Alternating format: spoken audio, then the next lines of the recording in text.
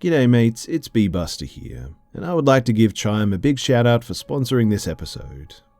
So, no one likes waiting on paychecks when the bills are coming in, right? I've had times in the past when the bills just keep piling up, and I kept checking my accounts nervously so that I didn't incur a late fee. Well, the good news is that now you can get your paycheck up to 2 days earlier with direct deposits with Chime. That's up to 2 more days to save, pay bills, and generally feel better about your money situation. And Chime is more than just about getting paid early. It's also an award-winning mobile app, checking account, debit card, and optional savings account. So what are you waiting for? Hopefully not your paycheck. Get started with Chime today. Applying for a free account takes less than 2 minutes. Get started at chime.com/be scared. That's chime.com/be scared. And in the spirit of transparency, just know that banking services and debit card is provided by the Bancorp Bank or Stride Bank NA members FDIC. And early access direct deposit funds depends on the payer.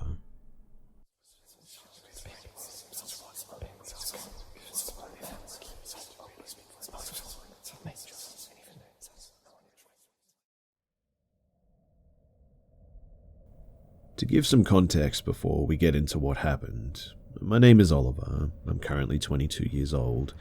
My brothers are named Ethan, currently 24 years old, and James, currently 20 years old. I now live in Texas, in the US, and this happened to us sometime in the summer of 2011. We grew up in a very rural area of Galicia, Spain. We're British by blood, but Spanish by culture. Growing up, our parents were pretty neglectful. They were alcoholics, and their idea of raising us was ensuring that we had a place to sleep and not much else. They also tended to leave us alone for long periods of time while they were out on their booze cruises. So we had grown accustomed to taking care of ourselves. I mean, Ethan practically became a father to me and James, and even now I think to go to him first when I have a problem. It all started, though, one week in the summer of 2011. Our parents left us €20 for food and told us that they would see us soon, and they left. Like I said earlier, we were used to this, and it didn't bother us as much as it should have, I suppose. Our parents would shut off the water supply or not pay the bill while they weren't home. Either way, we'd end up with no running water. But there was a lake 3, maybe 4 kilometers away from our house, and after a couple of days with our parents gone, we were starting to smell a bit. We knew a little private area covered by trees where Ethan would make us all bathe and where we'd wash our clothes the best that we could. We got there, stripped down to our birthday suits, and washed our clothes before leaving them in the sun to dry. After we hung our clothes on a tree, we got into the water and washed our bodies as much as we were able to without soap. Once we were as clean as we could get, we went back to get our clothes. We walked to our little hidden tree and found that our clothes were all missing. I started freaking out. To get back home, we'd have to walk 4 kilometers completely naked. And I mean, what if we were seen by someone from school, right? I was just at that awkward stage of school and puberty and life in general, and I didn't want to be known as the boy who had to bathe at the lake because our parents didn't care about us. Ethan, he calmed me down though, said that our clothes must have been taken by someone either watching us or stumbling upon them and pulling a prank. Either way, he told us that we had to pretend that it didn't bother us.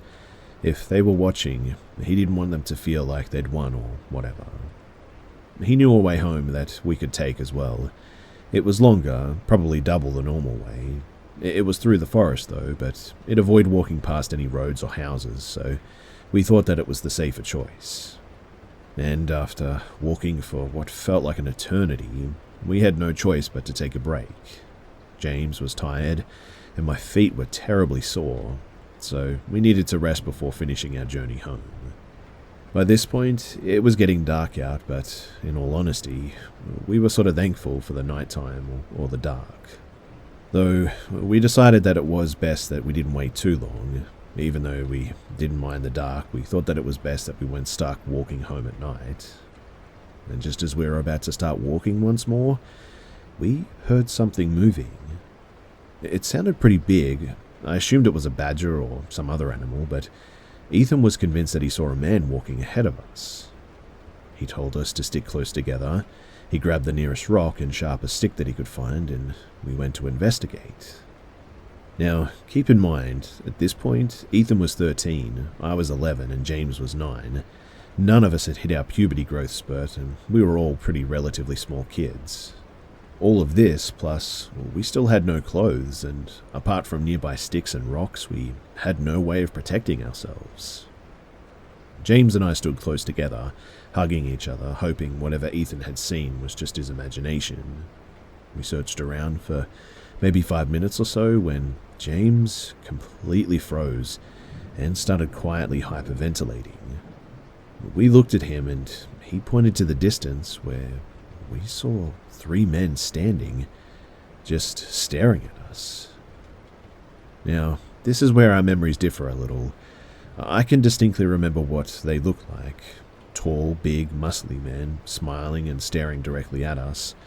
Ethan swears on his soul that they were tall but very thin with faces that were difficult to make out, and almost inhuman looking. James remembers a sort of combination of Ethan's and mine memories. Tall, muscly, almost faceless, staring directly at us. But whatever the case, we turned and we ran. We had maybe 3 kilometers left to get back, but we didn't stop until we reached our house this time.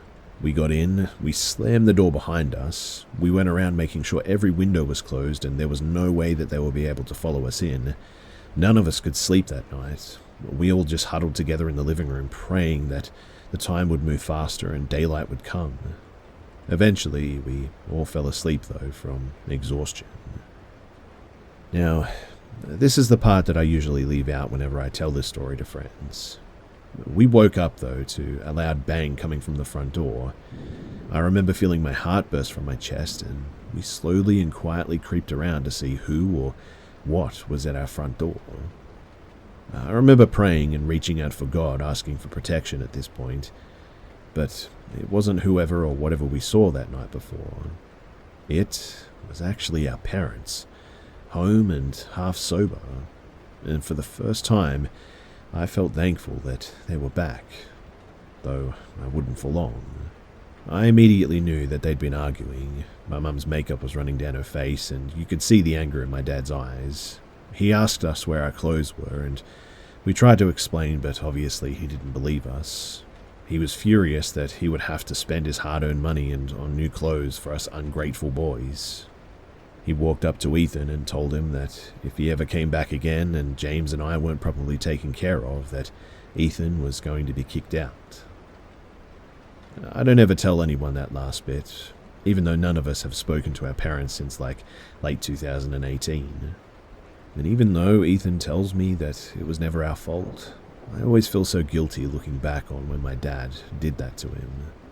My dad never raised a hand to me or James. He would take his anger out on Ethan and Ethan alone. I hate talking about it, but I just felt like I needed to get it out. Thanks for listening, and here's to never going through something like that ever again.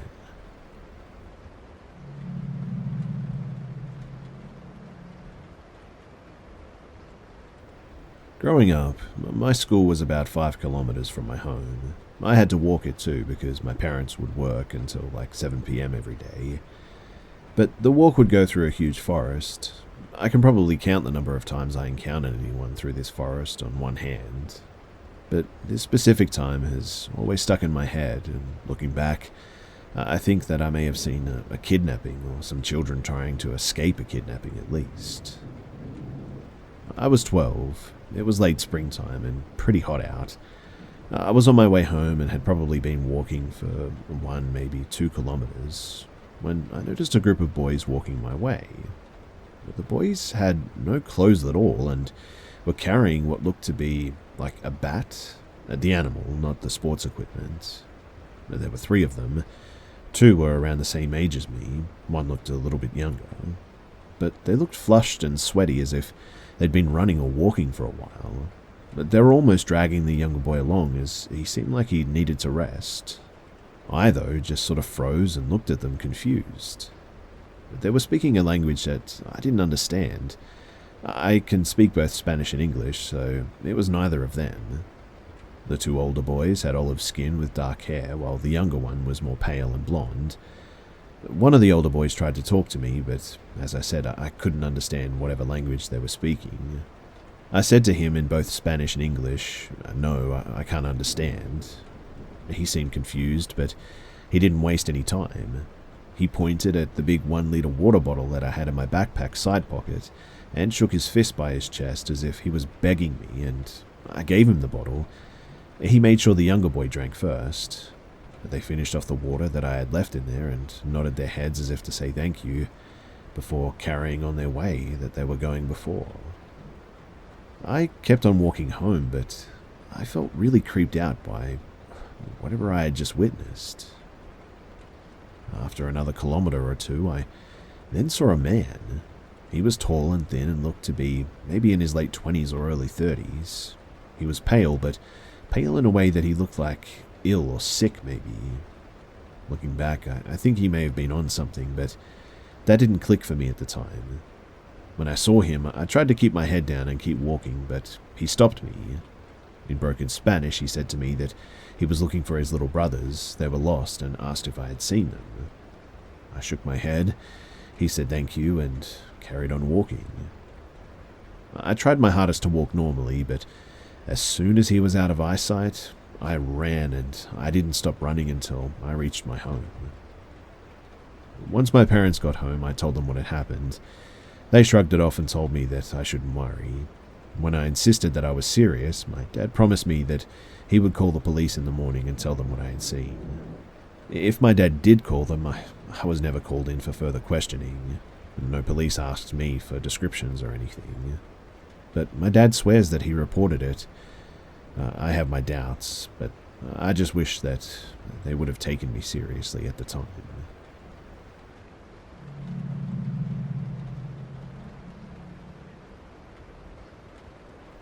It was a cold October night around 11 p.m. when me and my buddy were cruising and stopped to take a smoke break. We got out of a car in a secluded area in a small village called Morsel. The place that we walked to was next to a dark, running bike track sort of thing which entered a forest. We sat down on a bench outside the tree line smoking our special cigarettes under the subtle light of the moon. A remarkable thing about this spot was that it is located in view, within 50 meters, of the horror house of Morsel. In 1996, 3 people were brutally murdered in there, and it has since been sealed up. It's well known that the interior is untouched since that time. A documentary was made about this. That's how I know this info. But here's the other thing that I know. The 2 murderers are already released from jail, and by the time of my incident, one was let go from prison just months before. So, back to the bench. After 10 to 15 minutes, our eyes were able to see better in the dark, and I started looking towards the dark path running in the forest. Between the trees, I swore that I saw something which I thought was a bag or a mask on a rope hanging from a branch at maybe eye height. Obviously, I immediately told my friend, and he agreed about the conclusion. But after moving a few steps closer and focusing our eyesight, we saw that it was a grown man with like a bag or a mask on his head. In the dark, he was standing in some bushes, and we saw the movement of his breathing and that he was wearing regular boomer clothes. First, we quietly told each other, said, "What the heck?" and confirmed we both saw exactly the same thing. A reminder too that this person was standing like 10 meters away from us, and this is for like 10 to 15 minutes in pitch black darkness. Then, we were looking at him for another minute until I started yelling at him. Just yelled things like, "Hey, come out." I did this despite being spooked by the strange experience. That's just how I am. He then raised his hand in a motion of aiming a gun, and we ran back to the car as fast as we could. Looking behind my shoulder, we saw that he kept his arm located at us, but we couldn't make out if he had an actual gun or if it was just a bluff. After getting out of there, though, and recollecting, we did realize one more very disturbing thing. The guy did not want to mess with 2 adult young males. In the daylight, a lot of people traverse this place by bike or on foot, so one of the possibilities is that this crazy guy was going to intercept a lone person in the wrong place at the wrong time.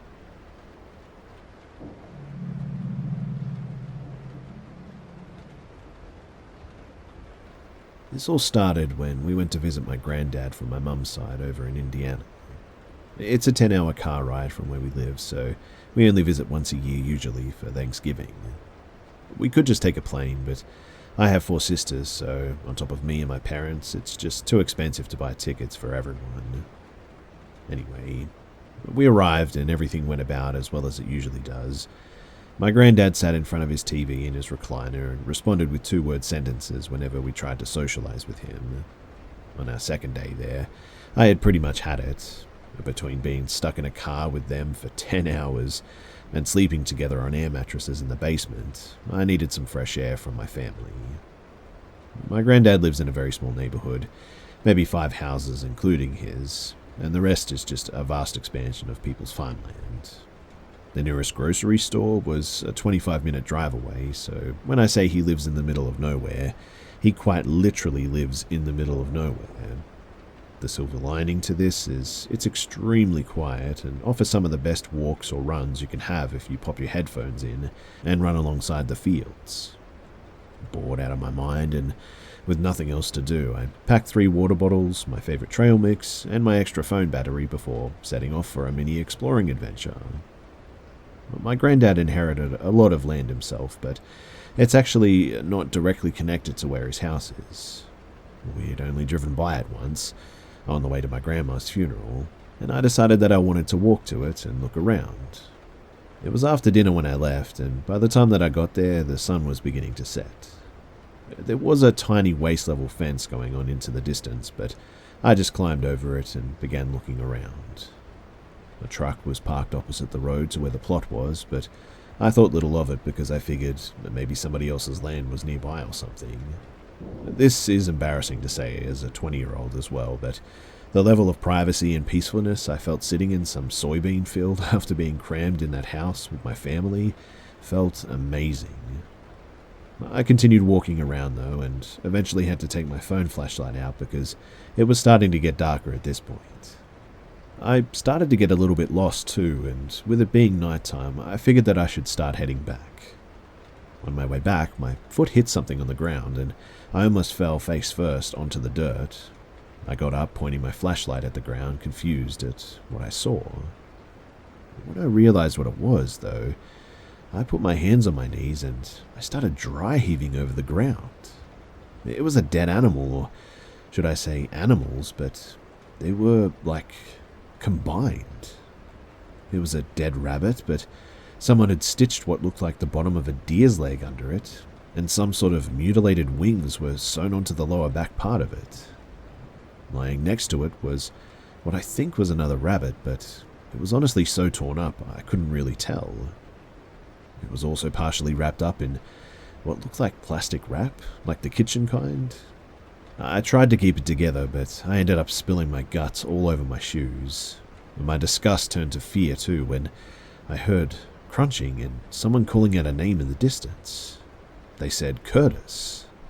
I felt like I had just got shot up with meth because I knew damn well nobody was supposed to be on my granddad's private property after dark, especially near those dead animals in the middle of nowhere. I had so much adrenaline pumping through my body that I ran faster than I even knew I could, exiting out of the field and running down the road. The truck was still there while I was running, and I thought of trying to snap a picture of the license plate, but they had some sort of covering over them. By the time that I got home, I was out of breath and freaking out, so my granddad and dad asked me what happened.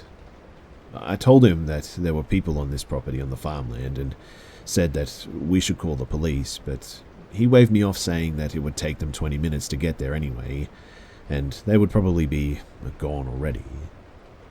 I didn't tell them about the animals because, in all honesty, would you believe that? But I did decide that tomorrow I would show my dad so they knew that I saw what I saw. The next morning I said that we should really make sure that they were gone, and so we drove off to look. We took my granddad's shotgun with us, and when we got there, surprise, surprise, the truck was now gone. But my hope shot up though when there were tiny flecks of blood leading into the field in the direction of where I tripped over the animals. We followed it to the small opening in the field, and laying there was a single intact squirrel with its belly cut next to a pile of my vomit. The things that I saw, though, were now moved. At that point, I knew that telling my dad what I saw was pretty much pointless because he would think that it was just the squirrel and I was just scared. In fact, he actually laughed at me when I said that I was the one who vomited. He said that the people last night were probably just some kids trespassing, and he went back home without speaking about it ever again. To this day, I'm still deeply unsettled and disturbed by what I saw that night. I don't know why someone did that to those animals, and I don't even want to know what it was for. What almost frightens me even more, though, than the animals, is the fact that I wasn't alone that night in the field. I only know that 2 people were there, but the truck that they had could have at least held 4, maybe even 8 if people hopped in the back bed of the truck. All I know is that I'm glad that I didn't have to find out. But I really want to say that it was some kind of cult ritual offering or something. But I read in a psych or sociology paper that that's not an actual thing that happens. At the same time though, I mean, what else could it have been? Either way, I'll never be able to get the image out of my head, and I just pray to God whoever did it never runs into another person in a field at night and gets caught.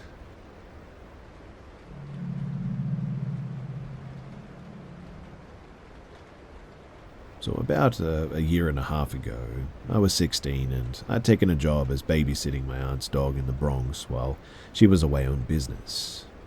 I don't exactly know the breed, but this dog was a powerhouse, more than capable of taking someone down. Her name is Dolly.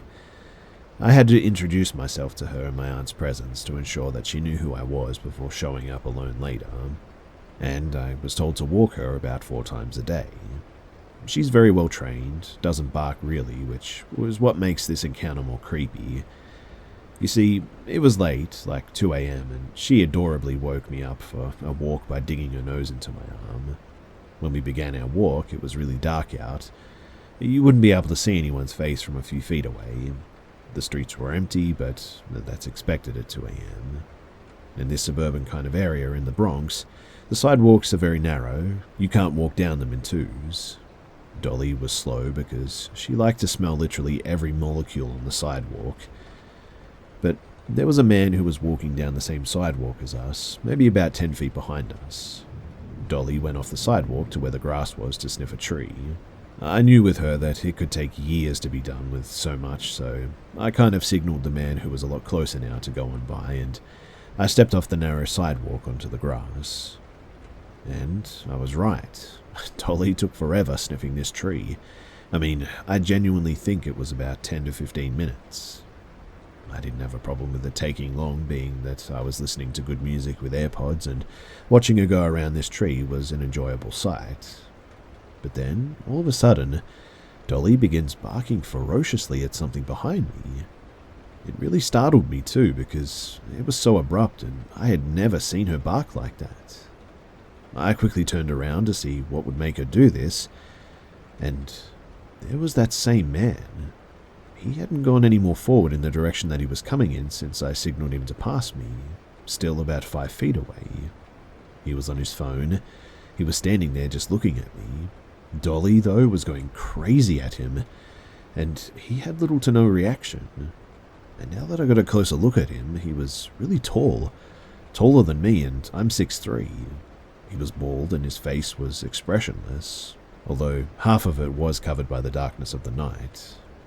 I realized that the dude must have stood there staring at me for maybe 10 to 15 minutes now. He definitely wasn't trying to talk to me in that time because my music wasn't that loud and I would have heard him. And I don't think he was admiring the dog because even with her barking, his eyes were zoned on me. We had about maybe a 10-second moment of staring at each other in the face, and normally I would have asked him if he needed something, but I just had the worst feeling. He right away reminded me of Dancing Tall Smiley Man creepypasta story, which I think was the cause of my fear for the moment. I turned from him and I felt safe with the ginormous dog next to me. I took my AirPods out of my ears so that I could hear if he followed. Dolly walked with me, but her eye stayed on him the whole time.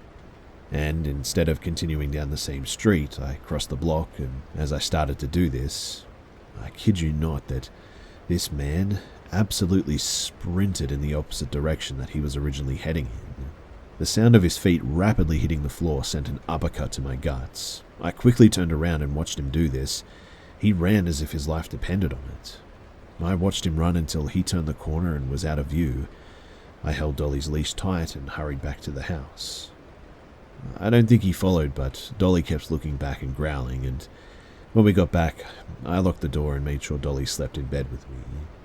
To be honest, I don't know what the heck was going on that night, but the whole thing was just really weird.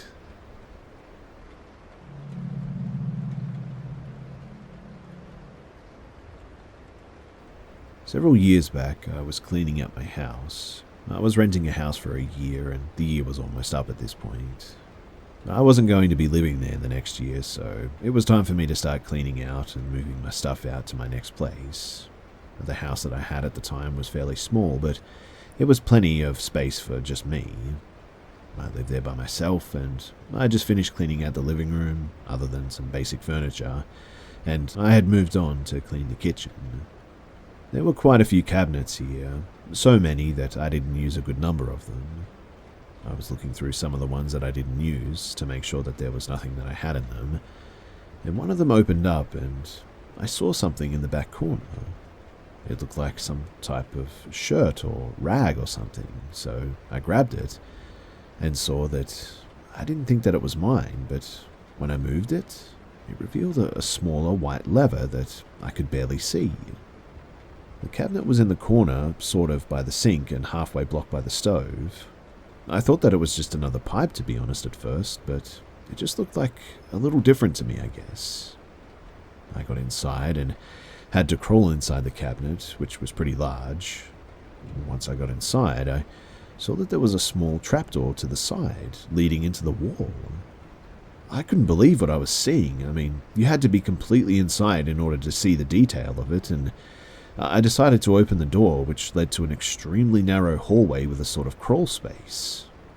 But when I got further inside, I was completely horrified because I saw that there was food as well as several blankets, as if someone had been living inside of there the whole time.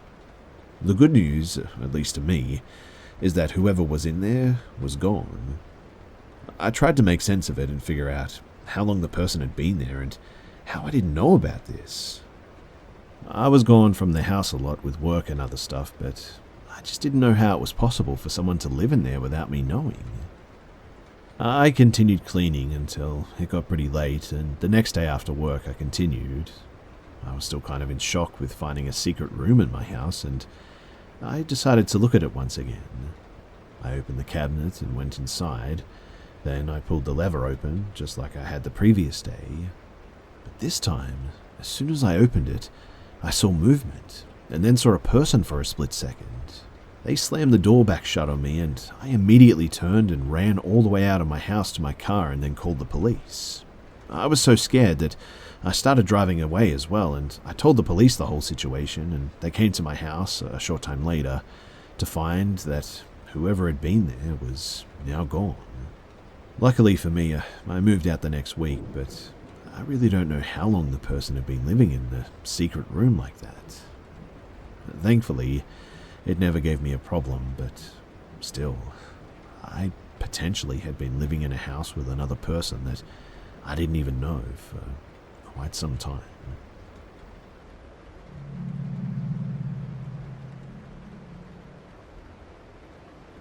So, I've lurked here and commented before, and I've been asked to share some stories as well.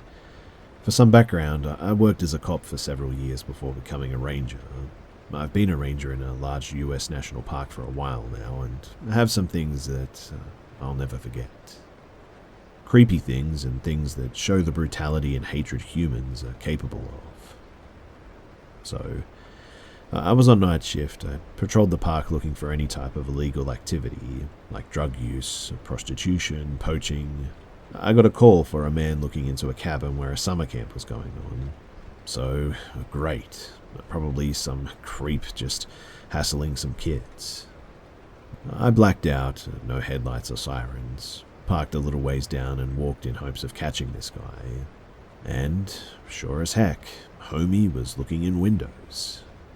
I start my approach and flick on my flashlight and told him not to move and showed me his hands.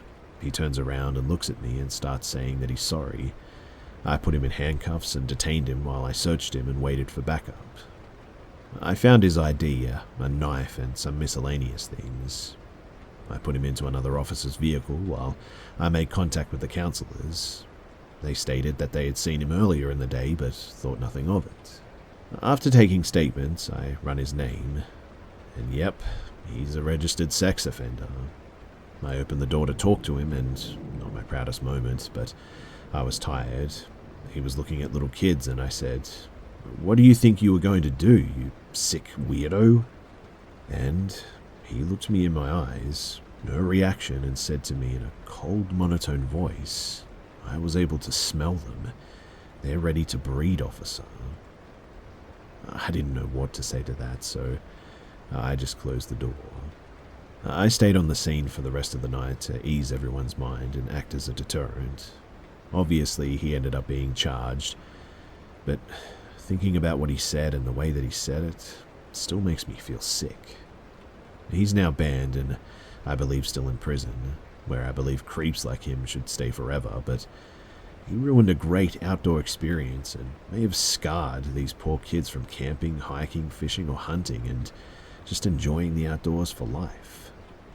I could go on about some of the awful people and stuff that I've heard, seen, and even responded to, but cases involving children in any way, they are just the worst.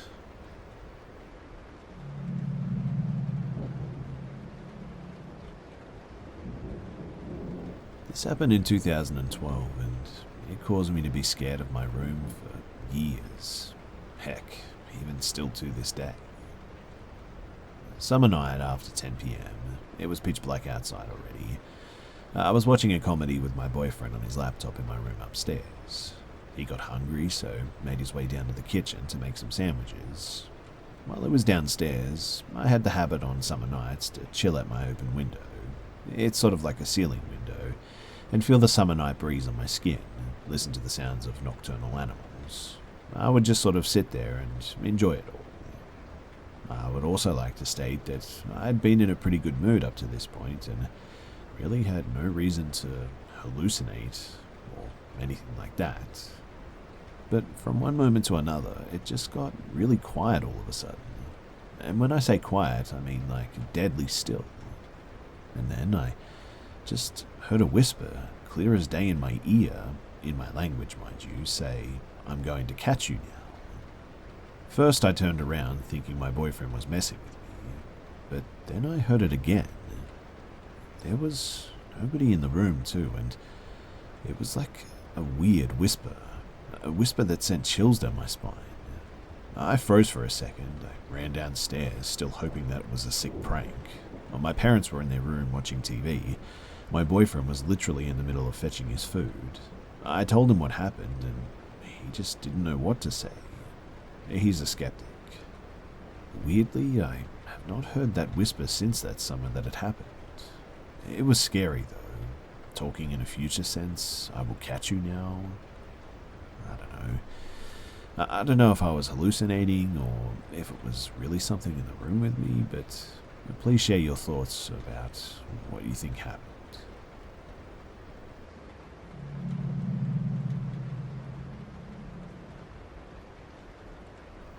Between 2006 and 2010, I actually worked at a blockbuster. It was, hands down to this day, the best job I've ever had. There was a program too that I can't remember the name of, where you could choose between 1 or 2 DVDs that you could rent at once and keep for however long, and then exchange them for like 1 or 2 more, continuously paying a monthly price instead of by the movie. That deal would only be good for the particular store that you signed up in, so we would get to know the people who were on these plans because they were always in the store. And we had one regular couple named Patrick and his girlfriend. I can't remember her name. But Patrick, he taught karate for kids and always came in wearing his karate outfit. They had kids with them, but I believe that they were the girlfriends. He was one of our favourite regulars, and he would always joke around, and when we had our game setups like Rock Band, Guitar Hero, Call of Duty, he and my co-workers would play when it wasn't busy. I would say that he was in the store maybe once every 2 days for a year before he just stopped coming in. I remember working the day that he came in and told us that he was moving to the next town over, so he was going to go to that blockbuster near his home instead. I remember telling him how much we'll miss seeing him and actually felt pretty sad about it. Well, one day in 2009 I went into work and my co-workers were all in the back talking about a murder. It was big news in my small town, and particularly sad as it was a couple that had fostered a lot of special needs kids and seemed really nice. And well, apparently Patrick, he was the ringleader. I saw pictures of him while he was being arrested and in court, and man, it gave me the chills. His happy, smiling face that came in the store all those times was now cold and just literally different. What made him look so stupid, though, was his method. They all literally wore ninja suits like the ones that he would wear in his karate classes.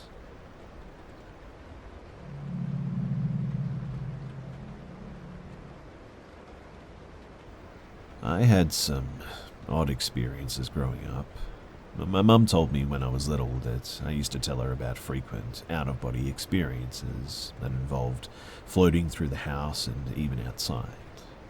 I had a near-drowning experience when I was 4 or 5, which may have been an NDE. I do recall the life review that people talk about, but nothing else. The various paranormal things like having a radio turn on without batteries in it, but in every instance, I just moved on without thinking too much about it. There was also a lot of unfortunate childhood trauma, which I won't dig into here, but want to note because trauma is such a common element with this subject.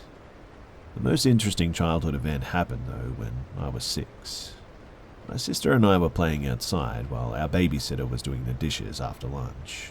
There was a cornfield near the babysitter's house, which neither of us had been in before, and I wanted to go into it for some reason. My sister, who was 8, refused because she was too scared, and I walked a little ways in and then cut over from one row to the next, and I instantly found myself no more than like 3 inches away from what I could only perceive as a giant grasshopper. It was mottled down and a little taller than I was even. It was looking directly at me and slowly pushing apart the stalks of corn with its, hands, I guess you could call them. I ran out of the corn terrified and found my sister in tears telling me that she couldn't find me. Well, we ran back to the babysitter who tried to calm me down, and all I kept saying was that it was looking right at me. I remember it vividly, but never came up with any sort of explanation for it. So, that was weird. In 2020, it was right around a year ago that I had a very dramatic but brief OBE. I was falling asleep and suddenly had the sensation of tilting up and out of my body. I had an immediate awareness of, oh no, and it felt just like a rubber band pulled me back into my body, and I woke up and was very shaken. It was an extremely vivid sensation, and when I looked into it, I found out that it was a classic out-of-body experience, including the tilt. Fast forward a couple of weeks, I'd been reading Leslie Kean's excellent book about the afterlife called Surviving Death, and being a rational, scientific-minded individual, decided to test things myself. At bedtime, I said out loud, if there are any spirits in here, make a loud noise to let me know. It was less than an hour later when I heard a loud crash in the house that scared the cat to the point where he froze and wouldn't leave the bed. I searched that night, and the next day even, and found nothing to explain what I heard. I even got a ladder and checked the roof to see if a branch fell on it or something. It would have been a huge branch based on the sound though, but like I said, I just never found anything. A few nights later though, I asked for the spirits again, but this time I said, please knock 3 times to be less ambiguous, and then knocked on my headboard as an example. As I was falling asleep, I heard a voice in my left ear say, "Dum dum dum," in a sort of musical lilt. Strangely, that was the ear against my pillow too.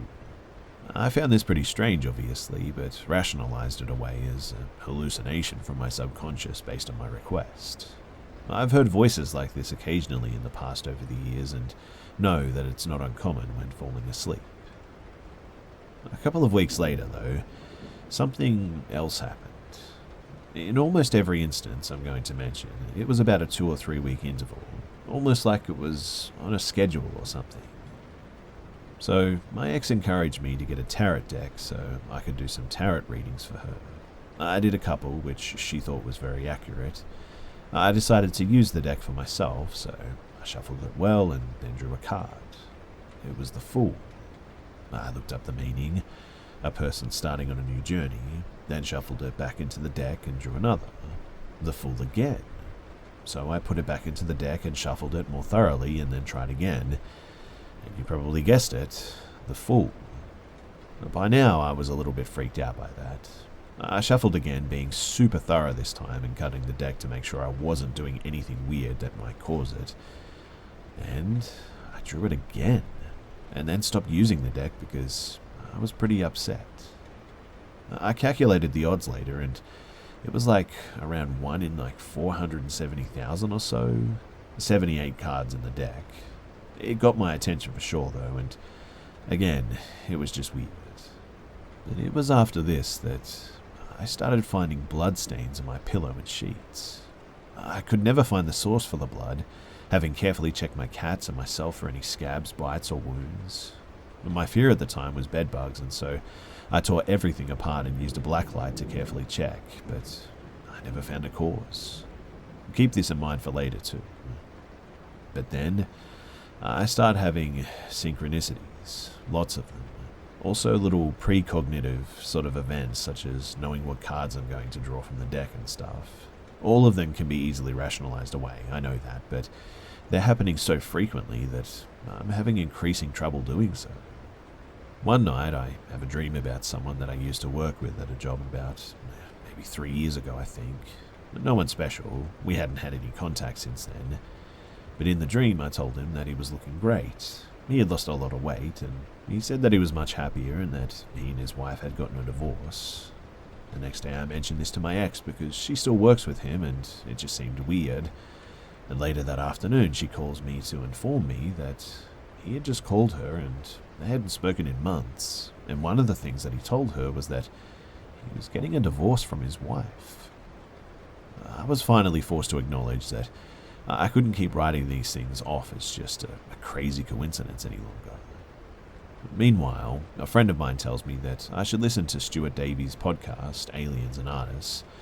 I was familiar with Stuart because my wife and I had seen him perform live back in 2014. We both commented on how we felt very connected to him somehow and that he must be very charismatic or something. So I listened to one of the episodes at random. I tell my friend that it's interesting. He knows that I've been obsessed with UFOs for years, and he says, "Did you listen to the first one? You have to listen to the first one." So I do, and in it, Stuart talks about meeting a mantis being. I'm listening to him describe it and suddenly have a realization, like, this sounds a lot like that thing that I saw in the cornfield when I was 6. So I Google mantis being images, and one of the first things I see is someone's drawing of one, and man, I just have a moment when I realize that this is what I saw all those years ago.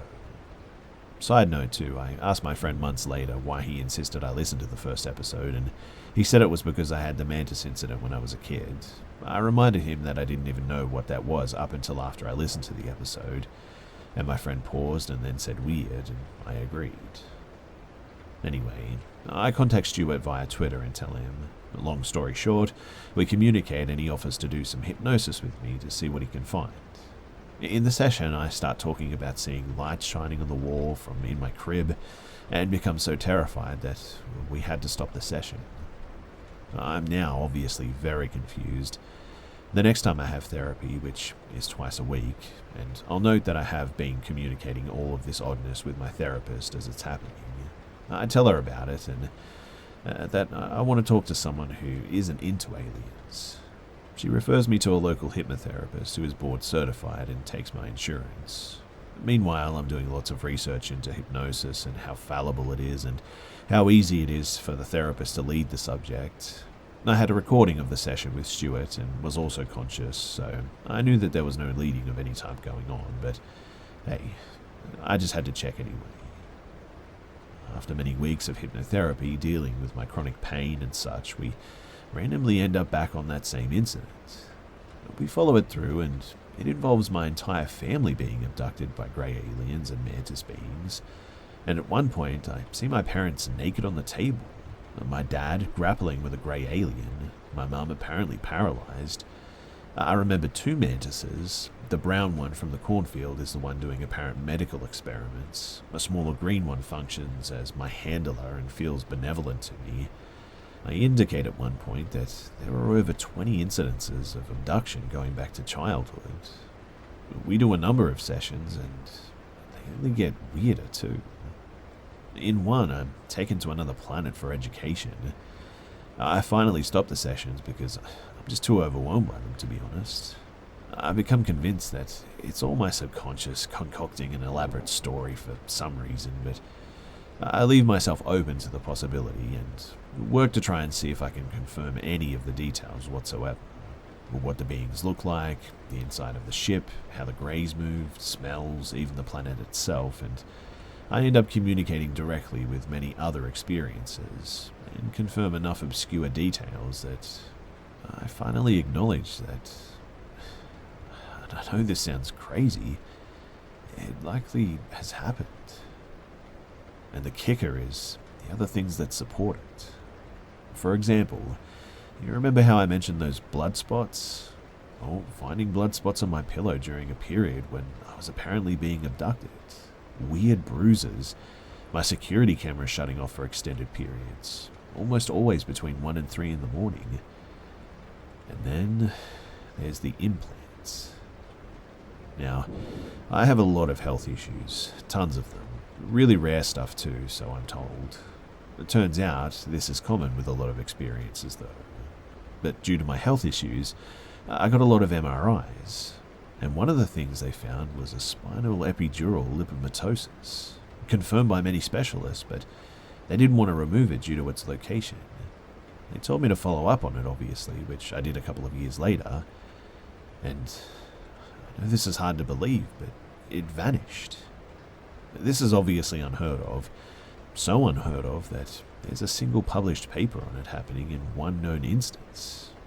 And I guess I make two. The MRIs also found what has been diagnosed as glioma, which is a brain tumor, but mine hasn't changed in size in at least 4 years, which again is pretty unheard of. Under hypnosis, I said that it was an implant. I didn't believe it, but while all of this madness is happening, I start having full-on psychic visions. One of them was with another person on the internet, and I accurately described everything in their room, down to the position of their pet laying in the bed next to them. I start playing around though with remote viewing and have continued success, some of it with like a 80% plus accuracy. Next, I start having mediumship, in which I'm getting flashes of images or occasional audio messages that are confirmed by living relatives or Google searches. This genuinely freaks me out, mind you, because I don't know what is happening, so I've mostly stopped doing it.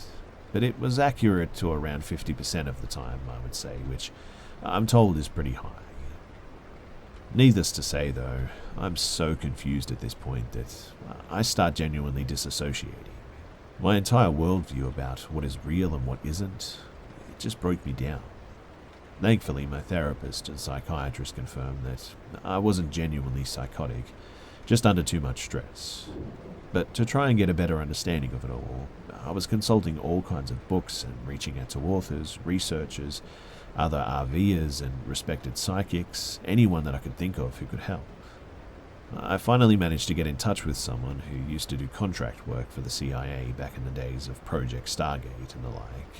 Dr. Kit Green referred to her as his most trusted psychic and said that she was nearly 100% accurate on her remote viewing work.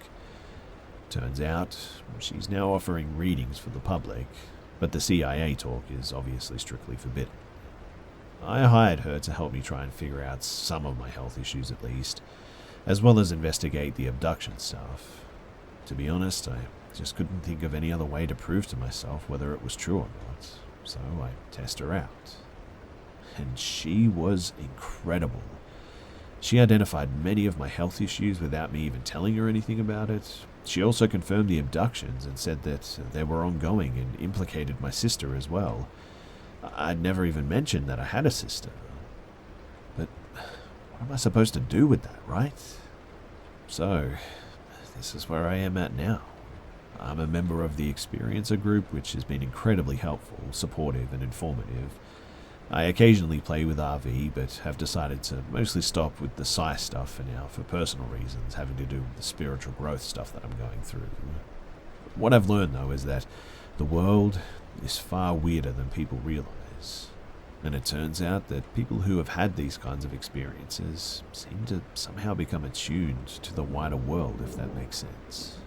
One experience says that it's like the others tune in your personal radio and then leave it switched on, and I have to agree. If you want theories on all of this, I suggest you go to experts like Dr. Jeffrey Cripple. And believe me, I know that all of this sounds very fabricated, but I have evidence for a lot of it. Screenshots of conversations, photos of bloody pillows, RV drawings. I'm willing to share them if anyone is interested. Just go back to the post. Also, please ask for specifics and I'll do my best to get them to you. I will admit, though, that I'm honestly hesitant because even I had a hard time believing it for months and I was the one actually experiencing it. It's easy to rationalize it away, I know that. As a matter of fact, I've come to believe that it's almost one of the defining characteristics of interacting with this phenomenon. It seems like the intent is actually to get individuals to have an awakening and not the world at large. We are each given opportunities, and it seems like it's up to us what we do with them. When I've tried to tell my friends about this, their worldview was challenged and they just refuse to accept it, so I've been very reluctant to share, and I still am most of the time anyway. But if you're still listening to this, then thanks for bearing with me. I haven't taken the time to try and write all of it down like this before, and it's a lot, I know, and I've glossed over large areas for the sake of brevity, but if you want specifics, then please do just ask and I'll do my best. Also, I'm not selling a book, I don't have a blog, this is not any type of self-promotion or anything. I'm only sharing this because so many people ask for my story, and there's a lot of stuff that I've left out, but they're definitely the highlights. Anyway, thank you for your time, and I hope you enjoy the rest of your day.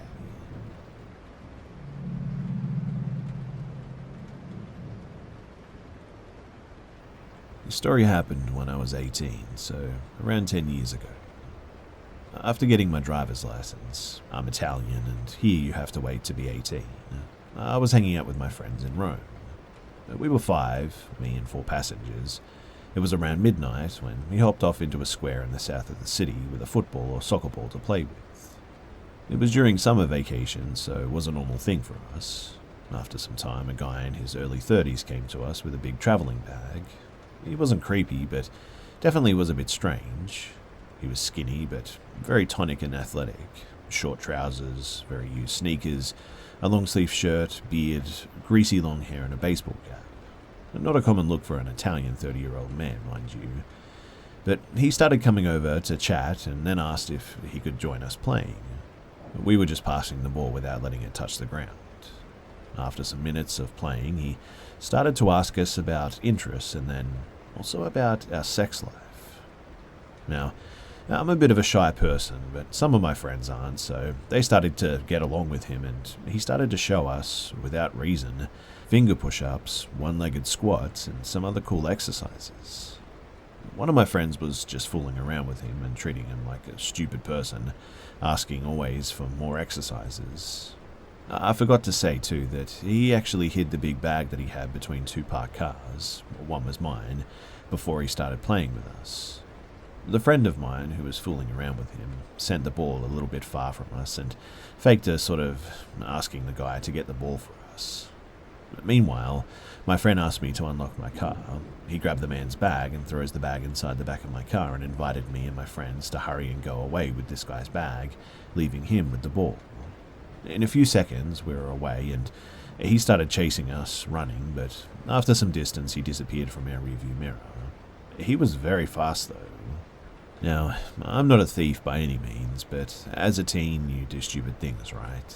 I really didn't want to do something like this to this poor random guy though.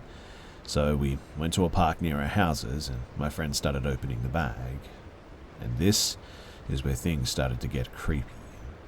If you don't know Italy, then you should probably know that it's very, very uncommon that people are armed here. And inside, we found dirty clothes, a knife, not a kitchen knife too, but like a dagger, some food in a small box with a 3-digit locker.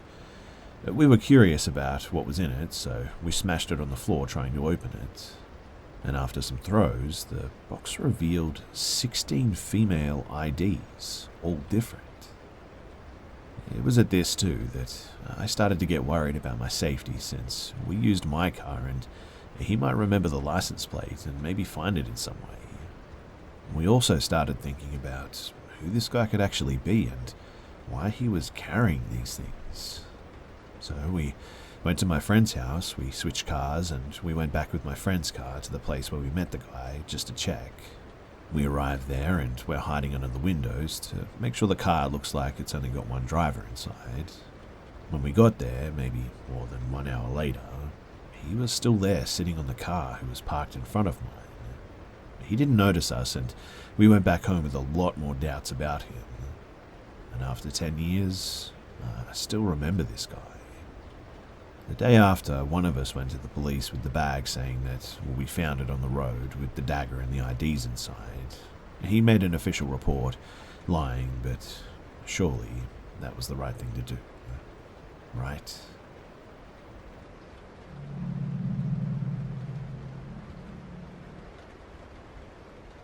This was in February of this year, 2021. We have a cottage about 45 minutes away from our parents' main home. It's not too far from Huntsville, Ontario, if anyone wants a visual. Thing is, it's completely unfinished. The basement has no proper flooring and has a slight water leak right now, so there are plenty of fans and sort of dehumidifiers running and stuff like that. As a result, one of us needs to check on the place at least once every 2 to 3 weeks to empty the dehumidifier in the basement and make sure everything is okay. To describe the house layout a bit though, the entrance to the basement is directly in front of the main entrance. It's a long skinny staircase down with a low roof, so you need to crouch on the way down. There is one sort of terrible light bulb on the ceiling, so it's always super dark down there too. And there's one big room, then 2 hallways sort of branching off of it. One hallway leads to a bedroom, and the other leads to not only a second bedroom, but also a washroom. All of which are completely unfinished, mind you, and without lining. The second hallway is much longer, and the rooms are just way off in the back corner of the basement, and are completely dark. In other words, it is creepy looking.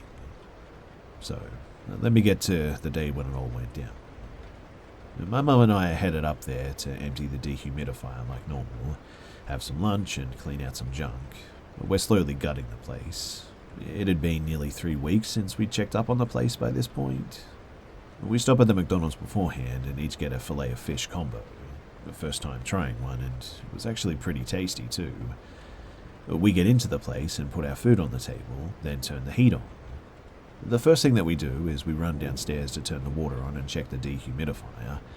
After turning on the water, we head over to the dehumidifier and notice that there's hardly any water in it. It looks like it's only been running for a couple of days. There is still the regular amount of moisture on the ground, but it was strangely empty. My mum and I head upstairs, and she grabs her phone to text my dad and ask if he had stopped by to empty the dehumidifier recently. He said that he hadn't, though, and we were just both puzzled as to why it looked so empty, but never considered that there might be a third person in the house with us. Anyway, after heating up our food, we both sit down at the table and turn on the TV. About 5 minutes into our meal, we hear a massive bang downstairs, almost as if someone had stubbed their toe really badly on a cupboard or something like that. But we instantly jump and look at one another with a freaked out look in our faces. The TV is still playing rather quietly, and then we hear the worst thing. We hear a small grunt downstairs, and it was unmistakably a human vocal sound. My mum whispers to me, "Was that a person?" and I smirk and nod my head yes. Although it was freaky at the moment, I wasn't really taking it very seriously for some reason. Looking back, this was pretty serious, and this person could have been very dangerous. I just told her, though, "Grab your jacket and let's head out to the car and call the police." We gather our stuff, and I grab a kitchen knife on the way. If you'll recall, too, the entrance to the basement is directly across from the main entrance to the house, so I had to make this peek around the corner sort of look and was fully expecting to see a person on the dark staircase. But luckily, it was just a series of stairs down into the dark abyss. Once we were out front, though, we jump in my car and she calls the cops immediately. Within 3 minutes, 4 cruisers show up and 5 cops get out. We told them what had happened and they headed down to the driveway. They were in the house for probably 10 minutes before the door opened. A couple of cops walked out, and the third cop brought out a short, chubby guy with long black hair and pop bottle glasses. They brought him out handcuffed into the front steps, and another cop had a bag that looked like maybe it was his belongings or something. We were in our car, which was up the street a bit and facing away from the entrance of the cottage, but my mum turned away as soon as he was brought up the driveway. She didn't want to get a good look at him, as the whole situation was pretty unsettling for her. But they loaded him in the back of one of the cruisers and they took him away. One cop came over and spoke with my mum for a bit about the situation, and ultimately, my parents had decided not to press charges against the guy when it was all said and done. Apparently, he was just sleeping on the old cement ground with a small roll-out mattress, even though there was a proper bed upstairs. This made us think that he had been down that back hallway in the unfinished bedroom for a while. We probably walked downstairs to empty the dehumidifier and turn on and off the hot water a number of times, and he must have been like 15 feet away in one of the bedrooms, which is pretty creepy to think about. In the end, he probably wasn't a bad person or anything, and I'm personally at least a bit thankful that he decided to empty the dehumidifier. Hopefully he lived in there for most of the colder months this past winter. But we're just lucky, I guess, that it didn't turn into one of those crazy squatting situations.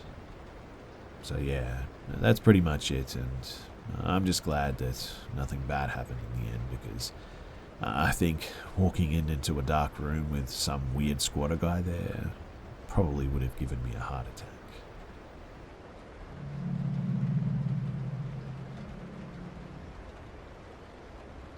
So I just wanted to share my experience that I think about quite often.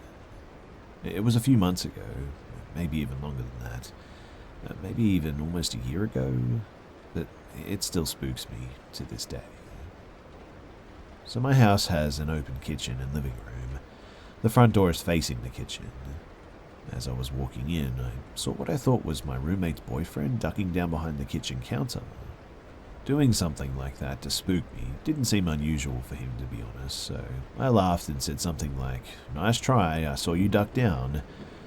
But after a moment of silence, just a super weird feeling washed over me, and I quickly walked over to the kitchen and past the counter to see that there was nobody there. I walked down into the basement, and him and my roommate were down there watching a movie or something. Now, the spot that I saw this figure duck down was the farthest spot in the room from any door, so it just wouldn't have been possible for him to duck down and then sneak out of the room, because he'd have to go past the counter right by where I was standing to do so. This isn't the first spooky thing that I've experienced in my life. Hearing glass shattering inside with no known source, stuff falling off walls, appliances acting weird. My husband has seen dark figures, but none of this was in our current home. This is the only house that I've lived in recently that I actually feel not creeped out in. Like, I can go out to the kitchen in the middle of the night for water and stuff and not even turn the lights on. But I still often think about this person I saw ducking down to hide like that.